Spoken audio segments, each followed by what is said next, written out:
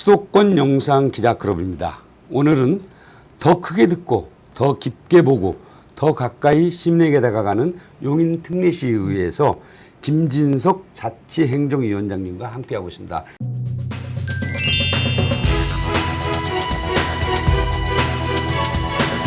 위원장님 안녕하십니까? 네, 안녕하십니까? 네, 반갑습니다. 네. 오늘 저희 수도권 영상 기자 클럽에서는요, 경기 동부 지역과 남부 그리고 북부 지역에서 활동하는 7개의 언론사가 함께하고 있는 것입니다.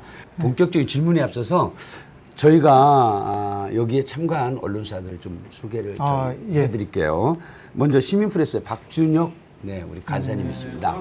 네, 안녕하세요. 반갑습니다. 코리아 방송의 권중호 대표님이시고요. 예, 안녕하십니까? 네, 그다음에 뉴스앤뉴스의 배석환 기자님. 예, 안녕하십니까? 네, 국민경제TV의 이근학 기자님. 네, 반갑습니다. 그리고 소통투데이의 신경수 기자님. 예, 안녕하십니까?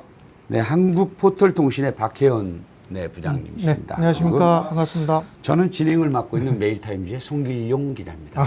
예, 안녕하십니까? 네, 그러면 이제 뭐 긴장도 풀리셨죠? 그래도 아직 긴장됩니다. 먼저 오늘 그 재선 의원이시고 자치행정위원장, 그러니까 가장 집행부를 가까이에서 견제하시는 그러한 역할을 하시는 위원장님이시기 때문에 우리 또 주민들과 시청자들에게 하실 말씀이 많으실 것 같아요. 인사 말씀만 해주시죠. 네, 안녕하십니까? 반갑습니다. 용인시의회 자치행정위원장 김진석 의원입니다. 오늘 이 자리를 빌려서 용인시 미래와 저의 의정활동에 대해 깊이 있는 이야기를 나눌 수 있는 이런 좋은 자리가 만들어져서 진심으로 감사의 말씀을 드립니다. 네, 반갑습니다. 아주 그냥 짧게 간단하게 가십니다. 네, 그러면요. 네, 먼저 첫 번째 질문을 드리겠습니다. 이 질문은요, 저희 7개 언론사가 또 용인시에서 핫하게 요즘에 이슈가 되고 있는 부분이라든가 또 자치행정위원회에서 크게 한번은 다뤄볼 만한 일들, 그런 부분들을 선별해서 질문을 드리고 있는데요. 네, 첫 번째 질문입니다. 자치행정위원회 역할과 중요성이 무엇이며 특히 어떤 부분에 중점을 두고 활동을 하고 계신지 말씀해 주시죠. 용인시 의회에는 4개의 상임위가 있습니다. 그 중에서 이제 제가 위원장을 맡고 있는 자치행정위원회는 우리 그 조직, 인사, 그리고 예산의 편성, 세입의 확보, 그리고 여러 가지 행정 서비스, 이런 모든 일련의 그 시정의 기반이 되는 그런 상임위라고 볼 수 있습니다. 그래서 용인시를 제일 가까운 곳에서 직접적으로 견제하고 그리고 그 시정 활동을 감시하는 그런 중요한 기능을 가지고 있는 위원회라고 할 수 있습니다. 달리 보면은 뭐 배에 비교를 하면은 배가 나아가는 엔진을 어떤 방향으로 보낼 수 있나 방향을 조정하면서 운영하는 그런 아주 중요한 상임위원회가 된다고 말씀드릴 수 있습니다. 네, 그러면 두 번째 질문입니다. 용인에서는 핫한 이슈죠. 네, 글로벌 반도체 도시로 나아가는 용인시 미래. 정말 시민들이나 또 의회에서도 상당히 그 전망치나 이런 부분이 궁금하고 또 시청자들도 상당히 궁금하실 거예요. 또 이상일 그 용인시장께서 상당 부분 정말 강력하게 추진하고 있는 부분이기도 해서 궁금해서 여쭙는 겁니다. 미래를 어떻게 전망하십니까? 네, 용인시에는 다 잘들 아시고 계시는 것처럼 SK 하이닉스 반도체 클러스터가 조성이 되고 또한 국가첨단산업단지가 확정이 발표가 났습니다. 그러면서 글로벌 반도체 도시로 나아가는 중요한 거점 도시가 되고 있습니다. 그러다 보니까 막대한 투자가 유치가 되고 있고 또 그에 따른 많은 인력들이 들어오고 있습니다. 그러다 그 속에서 용인시는 앞서 말씀하신 것처럼 많은 준비를 해야 될 그런 시기가 다가왔습니다. 이는 단순히 반도체 산업을 육성하는 그런 도시가 아니라 명실상부한 경제 자족 도시로 나아가는 그런 기틀을 만들어야 되는 중요한 시점에 있다고 볼 수 있습니다.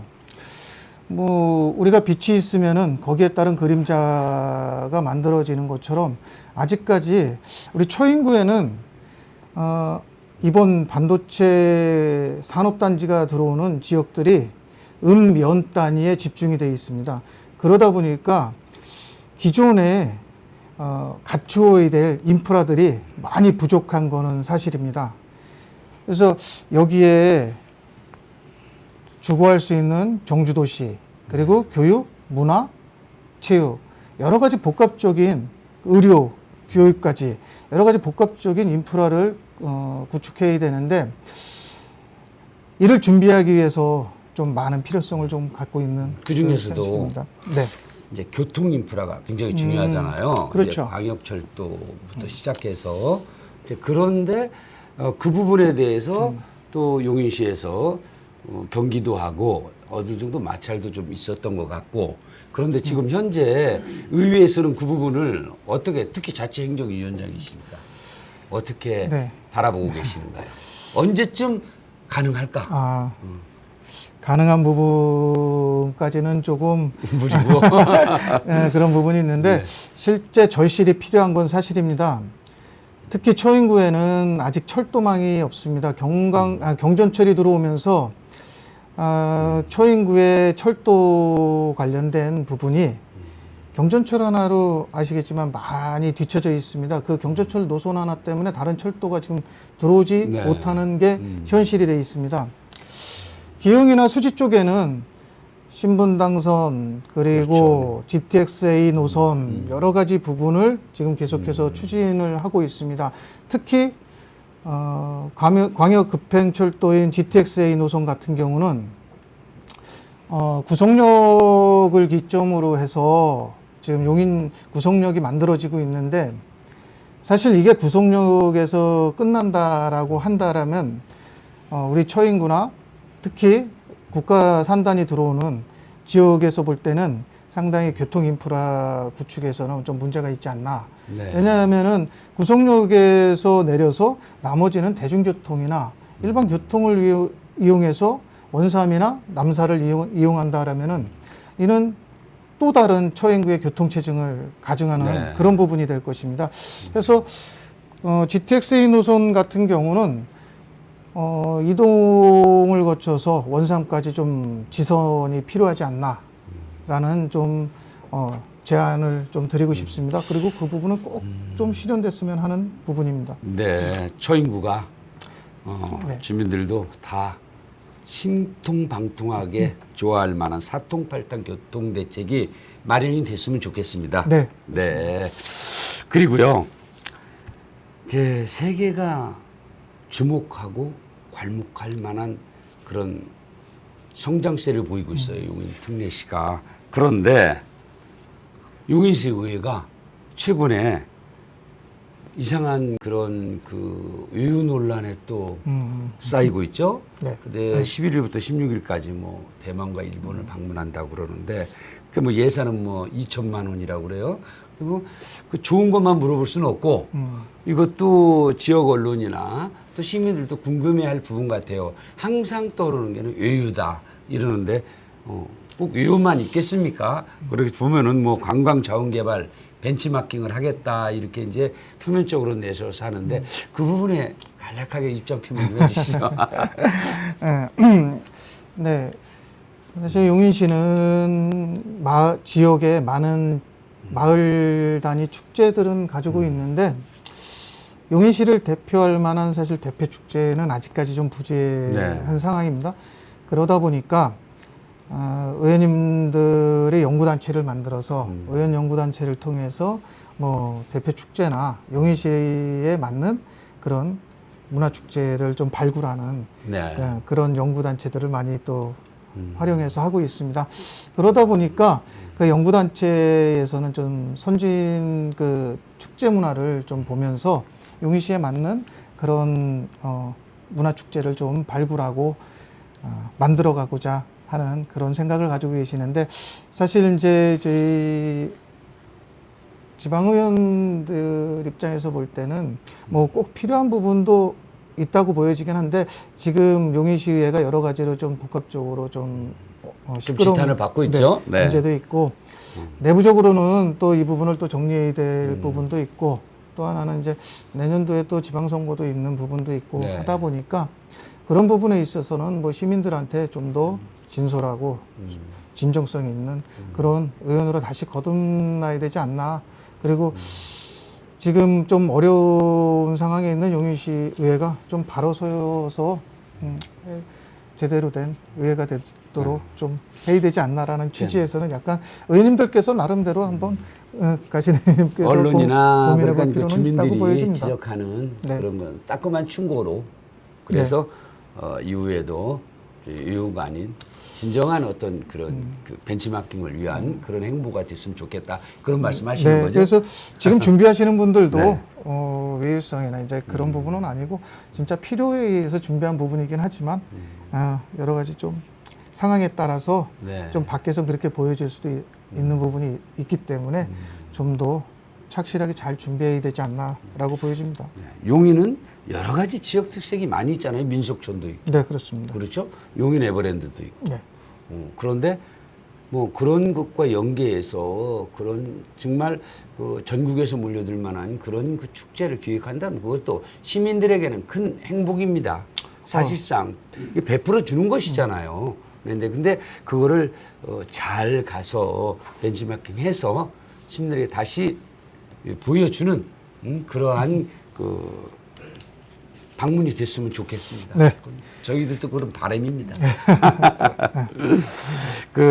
이제 이렇게 인터뷰를 진행하다 보니까, 자치행정위원회가 도시건설이나 뭐 이런 문화복지나 이런 쪽하고는 다르게 집행부를 꼭 견제를 해야 되잖아요. 감시하고 견제하고, 네, 그 예산도 또 충분히 또 집행해 봐야 되고, 짚어보고 짚어봐도 부족하다, 이제 그러실 거예요.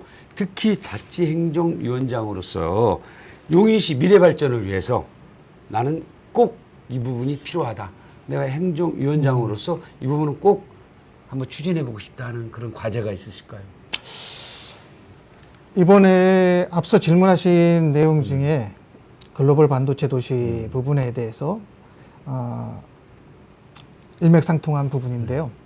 저희가 예산에 있어서는 선택과 집중이라는 단어를 많이 쓰고 있습니다. 또한 그게 현실에선 가장 중요한 부분이 될 수도 있고요. 예산의 효율성, 그리고 예산의 그 합리적인 운영을 위해서는 그 예산의 체계를 바로잡아야 되지 않나라는 생각을 가지고 있습니다. 해서 저희는 이 부분에 있어서 제가 조금 개인적으로 생각하는 부분은 좀 네네. 있습니다. 반도체 도시로 나아가기 위해서 반도체 관련된 도시 상생 발전을 위한 특별 회계를 조금 만들었으면 좋지 않겠나라는 바람을 가지고 있습니다. 네. 이 부분은 왜 그러냐 하면은 우리 용인시 같은 경우는 사실 이제 도시개발 사업이나 지구 단위든 여러 가지 주택 공급 사업을 통해서 급격하게 성장한 도시이기도 합니다. 쉽게 뭐 60만, 80만을 넘어 100만, 이제는 110만. 앞으로 용인시는 150만을 바라보는 그런 특례도시로 나아갈 것입니다. 그렇다면 거기에 맞춰서 SK반도체 클러스터가 들어오고 국가첨단산업단지가 조성되고 거기에 따른 시민들이 정주에서 살 수 있는 그런 안정적인 도시가 함께 필요로 하게 됩니다. 그 예산을 어떻게 확보할 것인가? 막연하게 뭐 SK에서 나오는 예산, 그리고 국가첨단산업단지가 조성되면 거기에서 나오는 예산, 네. 그걸 가지고 그 세입을 가지고 운영한다. 이 부분은 조금 막연한 것 같고, 거기에 안주해서 살고자 하는, 새롭게 유입되는 용인 시민이 되고자 하는 분들을 위해서 이런 그 특별회계식 그 예산을 좀 편성해서 반도체 도시를 만들어가는 것도 필요하지 않나. 그러니까 기반 인프라 구축을 하는 데 있어 그 특별회계를 통해서 거기에 선제적으로 먼저 우선적으로 투자하는 그런 재원을 좀 확보하고 가자라는 또 취지의 생각을 가지고 있고, 또 하나는 이제 요즘 우리 빅데이터 관련된 부분도 많이 말씀을 하고 있는데요. 데이터를 활용한 행정의 서비스를 좀 개선해서 그거 행정을 그 데이터 기반 행정을 통해서 각 구청의 3개구에 맞는 그 예산을 좀 편성해서 그 예산 편성을 통한 이제 분배를 통해서 각 구청이 같이 유기적으로 균형 발전을 이룰 수 있는 그런 예산의 체계를 조금 만들어갈 필요성도 있지 않냐라는 좀 제안을 좀 드리고 싶습니다. 네. 특별회계 예산을 세워서 이제 미래지향적으로 예산 집행을 해야 된다 그런데 그럴 만한 예비비가 있을까요? 아니면은 뭐 중앙정부는 어디에서 특별회계 예산을 요청할 수 있는, 경기도에 요청한다고 줄 것도 아니고. 네, 그렇죠. 현재 지금 예산 재원 그 예산 상황으로 봤을 때는 좀 사실은 좀 쉽지 않은 상황입니다. 그러다 보니까 지금 현재 예산을 가지고 그 다음 연도의 예산을 편성해서 우리가 필요한 사업들을 하게 되는데, 지금처럼 뭐 운영하는 부분에 있어서 뭐 당연히 이제 딱 볼 때는 그게 그렇게밖에 할 수 없는 상황이다라고 보여지긴 하는데, 그 속에서도 조금 우리가 일상생활을 하다 보면은 가정을 꾸려나가다 보면 좀 저축도 하고 그걸 또 다른 또 목적 자금을 만들기 위해서 또 별도로 또 빼놓기도 하고 그 부분을 그렇게 하듯이 우리 반도체 도시를 만드는 그런 재원을 별도로 좀 필요로 갖고, 저희가 이제 여러 가지 기금은 따로 운영하는 게 있지 않습니까? 뭐 체육진흥기금도 있고 뭐 우리 그 발전소 관련된 기금도 있고 아니면 노인복지기금, 환경기금 여러 가지 기금이 있는 거는 그에 따른 그 필요한 재원을 별도로 확보해서 거기에 맞춰서 선제적으로 좀 지원해주기 위해서 기금 같은 것도 만드는 것처럼 이번에 반도체 관련된 그 도시를, 그리고 배후 도시가 지금 절실하게 필요한 시점에서는 이런 기본 인프라를 구축하는 재원을 조금 특별회계나 이런 걸 통해서 좀 미리 좀 선제적으로 좀 재원을 확보해서 거기에 투자를 좀 하는, 거기에 우선적으로 투자하는 그런 재원 확보가 좀 필요하지 않나라고 보여집니다. 그러니까 예산 순위에서도, 예산 집행에서도 우선 순위를 좀 두자. 네, 그렇죠. 그래서 좀 기반 시설이나 뭐 그렇게 불효불급한 예산이 아니면 좀 제껴놓고 그리고 특별회계 쪽으로 좀 예산을 물론 모아가자. 그렇죠. 물론 시민들을 위해서 사용하는 예산들 어떤 거 하나 중요하지 않은 예산은 없습니다. 근데 지금 시점에서는 이 글로벌 반도체 도시라는 그 용인시의 큰 숙제를 가지고 있는 지금 시점에는 어떻게 이게 반도체 도시로 나아가고 그리고 거기에 따른 배후 도시, 그리고 그 배후 도시에 어떤 시설을 갖출 수 있나, 이런 숙제를 하나하나 풀기 위해서는 분명히 예산이 필요할 수밖에 없습니다. 그 예산 확보가 상당히 중요하기 때문에 뭐 단순하게 5년, 10년을 내다보는 게 아니라 앞으로 더 나아가는 미래, 그리고 더 나아가서 우리 100년 대계를 볼 때는 꼭 처인구를 중심으로, 제가 이제 처인구 시의원이다 보니까 처인구를 중심으로 해서 기반을 먼저 확고하게 한다라면은 처인구, 기흥구, 수지구가 유기적으로 잘 균형 있는 도시로 성장하지 않을까 그렇게 생각합니다. 인터뷰를 진행하다 보니까 무슨 이제 맞춰야 할 시간이 거의 되는 것 같습니다. 조금 아쉽죠? 하시는 말씀이 많으실 것 같은데. 근데 이제 용인시의 이제 지금까지 예산이나 또 집행부에 대한 어떠한 그 행보 이런 부분들, 그리고 글로벌 반도체, 지포 광역 이제 그 교통망까지 쭉 다 짚어주셨는데 우선 이제 재선 의원으로서 뭐 의정생활이 7년이잖아요.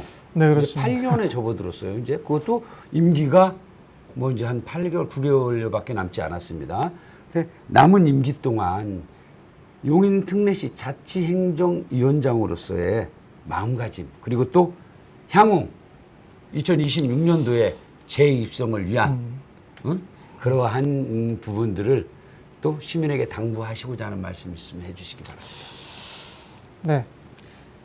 저는 용인시의 시의원으로서 그리고 자치행정위원장으로서 항상 초심을 잃지 않는 자세와 그리고 제가 무엇보다 중요시하는 것은 현장에서 발로 뛰는 마음가짐 이 부분을 가장 중요한 덕목으로 삼고 있습니다.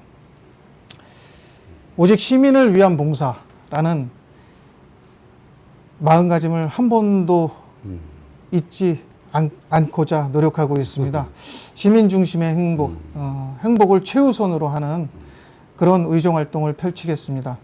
용인시와 시민의 밝은 미래를 위해 늘 책임감을 갖고 진심과 행동으로 봉사하겠습니다. 끊임없이 소통하고 고민하고 실천하는 용인시의 의원이 되도록 노력하겠습니다. 감사합니다. 네. 박수 한번 쳐드리고.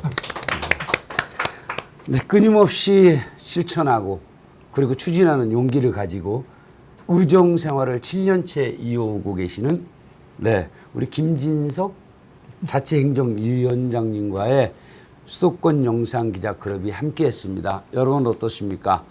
다음에 2026년도에 다시 한번 또 김진석 자치행정위원장님과 함께하는 시간이 되기를 네, 고대하겠습니다. 인터뷰를 마치겠습니다.